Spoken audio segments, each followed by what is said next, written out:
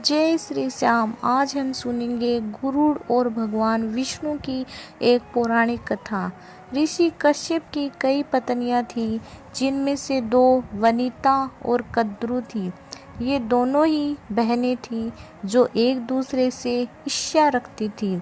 दोनों के पुत्र नहीं थे, तो पति कश्यप ने दोनों को पुत्र के लिए एक वरदान दे दिया। वनिता ने 2 बलशाली पुत्र मांगे, जबकि कद्रु ने 1000 सर्प पुत्र रूप में मांगे, जो कि अंडे के रूप में जन्म लेने वाले थे। सर्प होने के कारण कद्रु के 1000 बेटे अंडे से उत्पन्न हुए और अपनी माँ के कहे अनुसार काम करने लगे। दोनों बहनों में शर्त लग गई थी कि जिसके पुत्र बलशाली होंगे, हारने वाले को उनकी दास्तां स्वीकार करनी होगी।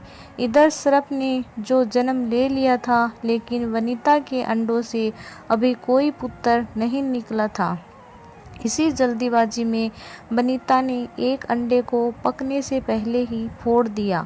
अंडे से अर्धविकसित बच्चा निकला, जिसका ऊपर का शरीर तो इंसानों जैसा था, लेकिन नीचे का शरीर अर्धपक्व था। इसका नाम अरुण था। अरुण ने अपनी माँ से कहा कि पिता के कहने के बाद भी आपने धैर्य खो दिया और मेरे शरीर का विस्तार नहीं होने दिया। इसलिए मैं आपको श्राप देता हूँ कि आपको अपना जीवन एक सेवक के तौर पर बिताना होगा। अगर दूसरे अंडे में से निकला हुआ उनका पुत्र उन्हें इस श्राप से मुक्त ना करवा सका, तो वह आजीवन दासी बनकर रहेगी। भय से वनिता ने दूसरा अंडा नहीं फोड़ा और पुत्र के श्राप देने के कारण शर्त हार गई और अपनी छोटी बहन की दासी बनकर रहने लगी। बहुत लंबे काल के बाद दूसरा अंडा फूटा और उसमें से विशालकाय गरुड़ निकला, जिसका मुख पक्षी की तरह और बाकी शरीर इंसानों की तरह था।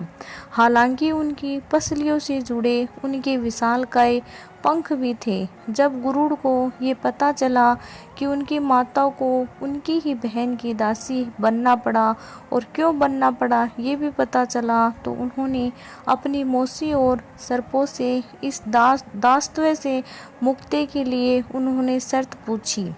सर्पों ने वनिता की दास्ता की मुक्ति के लिए अमृत मंथन से निकला अमृत मांगा। अमृत लेने के लिए गरुड़ स्वर्गलोक की तरफ तुरंत निकल पड़े। देवताओं ने अमृत की रक्षा के लिए 3 चरणों की सुरक्षा कर रखी थी। पहले चरण में आग की बड़ी पर्दे बिछा रखे थे, दूसरे में घातक हथियारों की आपस में घर्षण करती दीवार थी, और अंत में 2 विषैले सर्पों का पहरा। वहां तक भी पहुंचने से पहले देवताओं से मुकाबला करना था। गरुड़ सबसे भिड़ गए और देवताओं को बिखेर दिया। तब गरुड़ ने कई नदियों का जल मुख में ले पहले चरण की आग को बुझा दिया। अगले पंथ में गरुड़ ने अपना रूप इतना छोटा कर लिया कि कोई हथियार उनका कुछ न बिगाड़ सका, और सांपों को अपने दोनों पंजों में पकड़कर उन्होंने अपने मुख से अमृत का कलश उठा लिया और धरती की ओर चल पड़े। लेकिन तभी रास्ते में भगवान विष्णु प्रकट हुए और गरुड़ के मुंह में अमृत कलश को होने के बाद भी उनके प्रति मन में लालच न होने से खुश होकर गरुड़ को वरदान दिया कि वो आजीवन अमर हो जाए। तब गरुड़ ने भी भगवान को एक वरदान मांगने के लिए बोला, तो भगवान ने उन्हें अपनी सवारी बनने का वरदान मांगा। इंद्र ने भी गरुड़ को वरदान दिया कि वो सांपों को भोजन के रूप में खा सकेगा। इस पर गरुड़ ने भी अमृत सकुशल वापसी का वादा किया। अंत में गरुड़ ने सर्पों को अमृत सौंप दिया और भूमि पर रख कर कहा कि ये रखा अमृत कलश, मैंने इसे लाने का अपना वादा पूरा किया और अब ये आपको सौंप रहा हूँ, लेकिन इसे पीने के आप सभी स्नान कर ले तो अच्छा होगा। जब वे सभी तरफ स्नान करने के लिए गए, तभी वहां अचानक से भगवान इंद्र पहुँचे और अमृत कलश को वापस ले लिया, लेकिन कुछ बूंदें भूमि पर गिर गई जो घास बनकर ठहर गई थी। सर्प उन बूंदों पर झपट पड़े, लेकिन उनके हाथ कुछ न लगा। इस तरह गरुड़ की शर्त भी पूरी हो गई और सर्पों को अमृत भी नहीं मिला। बोलो भगवान विष्णु की जय हो।